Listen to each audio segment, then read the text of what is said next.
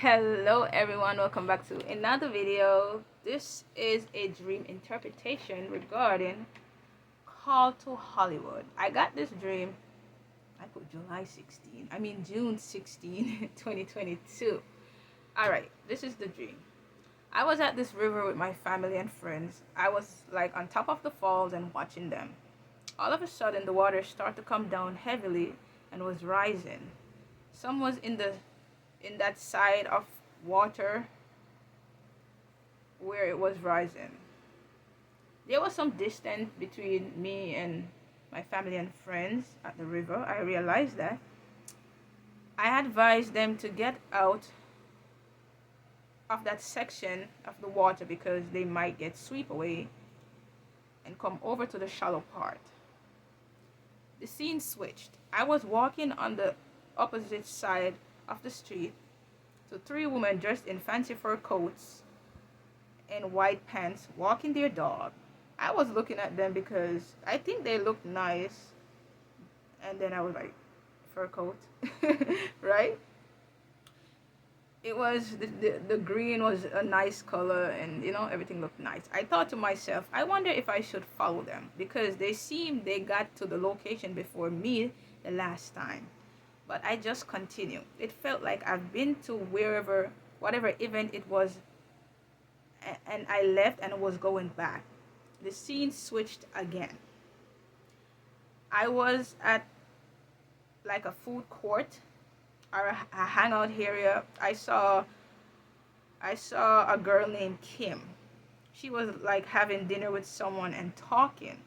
I was sitting on a bench looking through, they have those glass mirror. I was just looking through the mirror outside. When I felt someone asked me to move because there was a bunch of platters someone left on the bench. I pushed the platters down and moved forward to make some space. While I was thinking, I'm not getting up. Why should I move?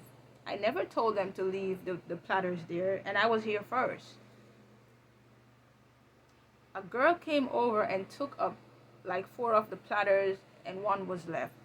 I saw this girl named Vanessa was trying to take up the platter while she had a wine glass, a baggie, and a bunch of stuff in her hands, right? I offered to bring the platter over for her. It was only across from the bench, I come to realize. She basically only needed the utensils on the platter. I thought she needed the whole thing. I was a bit confused, like, why you made me bring the whole platter if you know you only need the utensils, right? I went back to the bench, and then it's like the scene switch. I dropped something, it seems, and the next thing I know, I saw myself under a table taking it up. Someone said, Queen.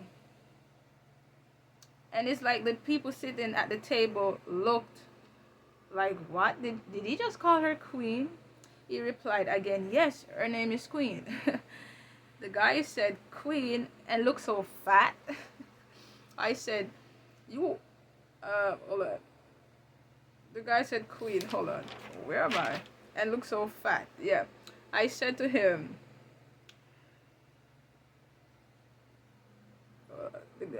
I said, you are brainwashed by Hollywood and what a queen should look like. You are quick to call white people queen. No offense, I'm just telling you what the dream said. White people queen because they are white and skinny and because that's what Hollywood teaches you, but not your own people. The whole time, I'm thinking, he's calling me fat, but he's actually fat for real in the dream. He was actually fat, but he's calling me fat. I was like, really? I just stopped trying to explain, and then the scene switched again. I was walking or something, I was about to like leave the area when I compliment this girl sitting down. But when she said thank you and got up, I realized it was a man. His voice was so masculine and deep. Okay? It was 2 of them. The next one got up and put his hands on my shoulder for a good minute. I stood wondering, why is he touching me? It's like I felt this heavy spirit and was about to lay hands on him. After I start praying warfare in tongues, then I instantly woke up from the dream. All right. Here's the dream enough, the meaning of the dream. All right, and this is for the people who God is about to elevate in Hollywood or the entertainment industry. The river represent Leviathan water, pride. The Father said, don't let pride take over. And my family and friends that was at the river, the Lord is saying, don't forget the people in your life before Hollywood. Me on top watching everybody. When you rise to the top, don't look down on others. The water rising and me telling the person to move out so they don't like get swept away. Help others when you can. Never let kindness leave your heart, but use good judgment because people will abuse the situation. We know some of those people, right? The distance between me and some of my friends and family, the Father is saying to set boundaries with your family and friends. Scene switch. When the scene switch, it means a change. Me walking on the sidewalk, the Father, I was walking on the sidewalk, all confident and stuff. The Father is saying to walk with integrity. The three women are celebrities. The dressing, they was dressing this fur coat, green fur coat, even though it seems hot. He said, don't be surprised by Hollywood fashion. Don't gloat over celebrities. See them as normal people. Bring your own fashion to Hollywood. Be confident in yourself and don't feel inferiority to the other celebrities. Okay? The green jacket represent jealousy. He said, don't be jealous of others. The white pants, he said, keep your heart pure towards, those celebrities that's on top and probably you just got there. Me thinking, should I follow them? Because they seem to reach quicker. I heard the Father said, do not take shortcut for the blessing. Do not rush the blessing. Me decided not to follow them. I heard the Holy Spirit said to use good judgment. I will bring the elevation. Me feel like I've been to this place already. The Father is saying, don't follow others. Stick to what you know. Scene switch. And this scene switch means a change in stature. Celebrity hangout. Okay? The person that named Kim represent Kim Clement. Like if you have a prophetic gift.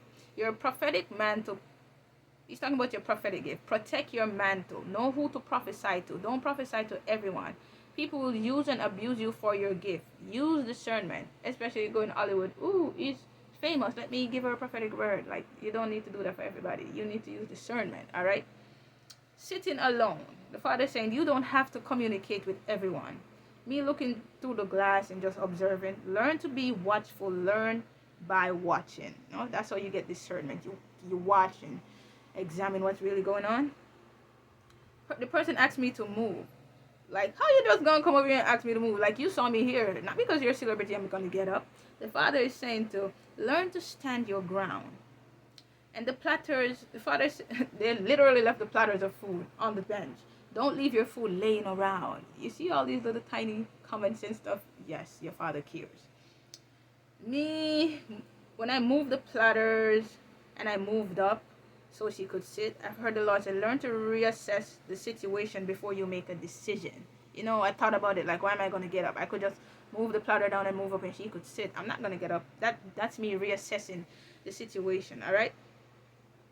Before I made the decision to get up. Me thinking I was here first. I never told them to leave the platter. Why should I move? The Father is saying that was me using good judgment in the situation in my mind. Sometimes you don't need to say everything out loud. He said to learn to move in silence. I had those thoughts, but I never said them out loudly. He said to learn when to be silent. All right. The random girl who came over and took up the 4 platters. Let others clean up their own mess. Don't go to Hollywood act like you're a superhero trying to clean up everybody's mess, especially these. No, don't do it. Okay. The girl, her name was Vanessa, with all the load and trying to pick up the platter. Let people carry their own load. Because I took up the platter. Me taking up the platter, don't carry people load. Because she left me, she only took the utensils off and left me with the platter.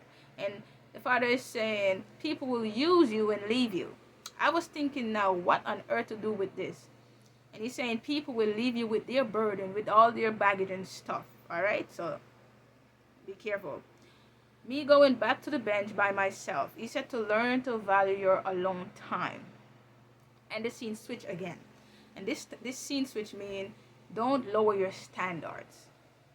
When the scene switched, it literally opened with me bending down, trying to pick something up from under the table. And the Lord said, stand your ground, but don't lower your standards. Person who said queen, like your name is Queen, Father is saying to value your name. Your name is your identity.